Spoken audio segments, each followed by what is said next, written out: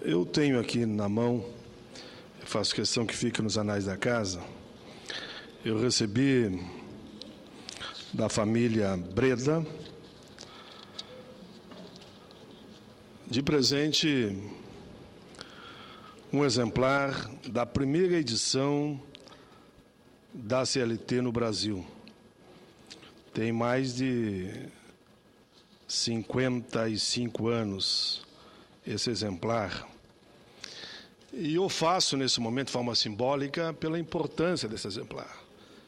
Eles aqui fazem uma homenagem pela luta dos trabalhadores e pediram que eu guardasse. E, naturalmente, eu vou botar na biblioteca da minha vida esse exemplar que recebi da família Breda numa homenagem que fizeram lá em Novo Hamburgo. Para o senador dos trabalhadores brasileiros, aqui Pedro Ribeiro da Silva, família Breda, Novo Hamburgo, Rio Grande do Sul, Brasil. E por que eu mostro essa CLT, presidenta? Eu estou muito preocupado, que entendo que está em plena gestação no Brasil mais um grande movimento para flexibilizar a CLT, a maior conquista social dos trabalhadores brasileiros. De nossa parte, quero outra vez aqui dizer, que já disse, para o governo Fernando Henrique Cardoso, há 11 anos atrás, não aceitaremos, de hipótese alguma, a retirada ou a redução de direitos e conquistas dos trabalhadores, conquistas forjadas numa luta intensa. Já iniciamos mobilização em todos os estados, teremos eventos, assembleias, atos em defesa da CLT. Não somos aqui o profeta do pessimismo e nem temos bola de cristal. Porém, a história tem nos mostrado que devemos sempre vigiar e orar e vigiar. A CLT foi criada em 1º de maio de 43, por Getúlio Vargas. Começou a vigorar, portanto, nesse período que vai completar o ano que vem 70 anos. Ela surgiu das novas demandas do país, que a partir de 30 deixava de ser uma economia agrícola e passou a se tornar uma economia cada vez mais industrial. Novos perfis de trabalhadores surgiram e nessa leva andarilha para o futuro, como queria Vargas, muitas foram as leis criadas para regulamentar o direito ao trabalho. A mobilização popular e a contribuição de vários intelectuais brasileiros foram fundamentais e todo esse processo de progresso social surge com a CLT, protegendo o trabalhador. Alguns direitos garantidos pelos 922 artigos da CLT são carteira do trabalho, que esse mês completa 80 anos. A Previdência Social, que, repito, é superavitária, e principalmente a Previdência Urbana, dados do próprio Ministério da Previdência, o superávit atual de 22 bi. Vale transporte, férias, adicional noturno, licença paternidade, licença maternidade, 13º, fundo de garantia, programa de integração social e tantos outros. É claro que ao longo desses 70 anos, muitos pontos foram modificados. Lembro que o especialista em Direito e Processo do Trabalho, a especialista, Marinês Trindade, citou em artigo, recentemente, trabalho do ex-presidente do Instituto dos Advogados Brasileiros, Benedito Calheiro Bonfim, no qual constatou a existência de mais de 200 alterações na CLT.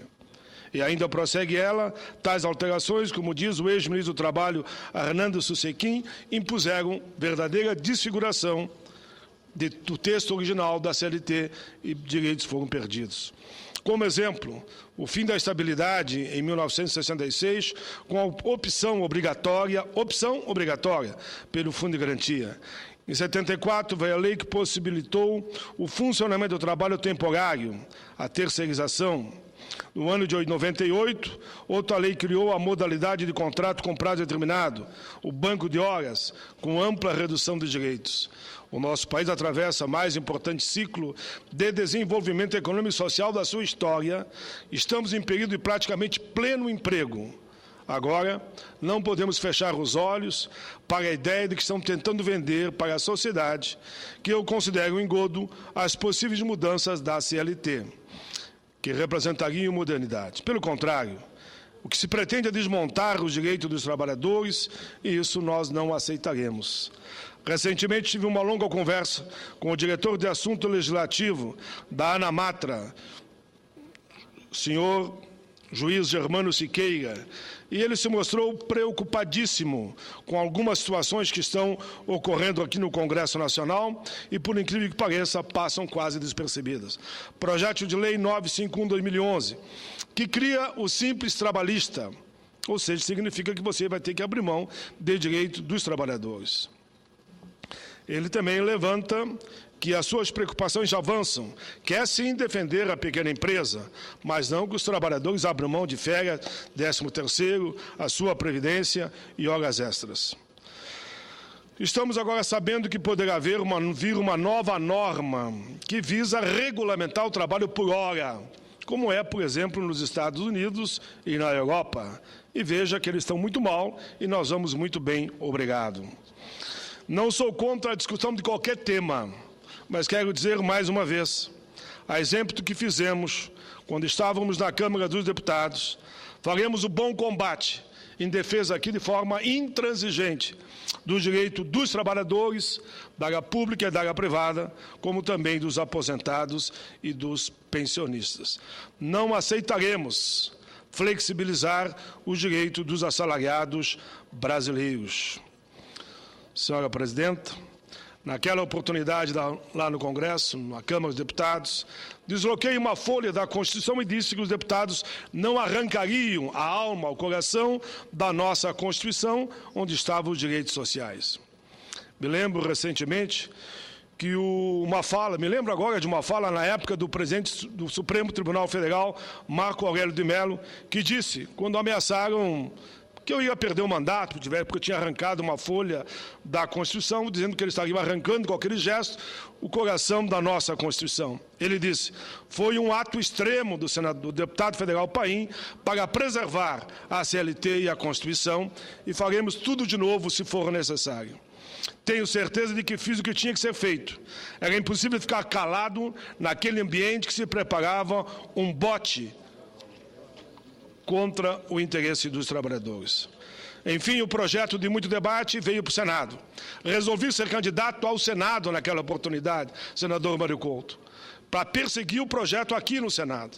Viemos para o Senado e, felizmente, derrubamos o projeto nos primeiros 2 meses que ele estava aqui transitando. Repito, a nossa intenção é fazer um amplo debate, valorizando a CLT, para que todos os trabalhadores brasileiros não sejam prejudicados. Reitero aqui, senhores e senhoras, meus compromissos com os trabalhadores, com os discriminados, com os aposentados, para que não retirem nossos direitos. Faremos aqui no Senado, no espaço que temos nas comissões correspondentes nesse plenário, uma verdadeira trincheira na defesa do direito dos trabalhadores do campo e da cidade, da área pública e da área privada, do movimento sindical e dos aposentados e pensionistas. Reafirmo mais uma vez, se tiver que fazer tudo outra vez, se tiver que escrever horizontes com a ponta das estrelas, eu farei isso com a mesma fé e paixão que a vida me deu na defesa dos interesses dos trabalhadores, dos aposentados e dos discriminados. É só olhar o que está circulando na Câmara. Terceirização, simples trabalhista, novo Código do Consumidor, precatório pior do que existe hoje.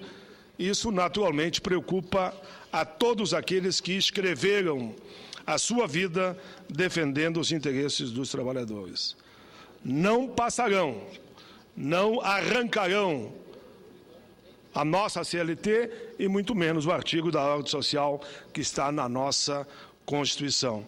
No dia 17 será no Rio de Janeiro uma grande plenária estadual com um ato público em defesa da CLT, o direito dos trabalhadores, contra as discriminações e em defesa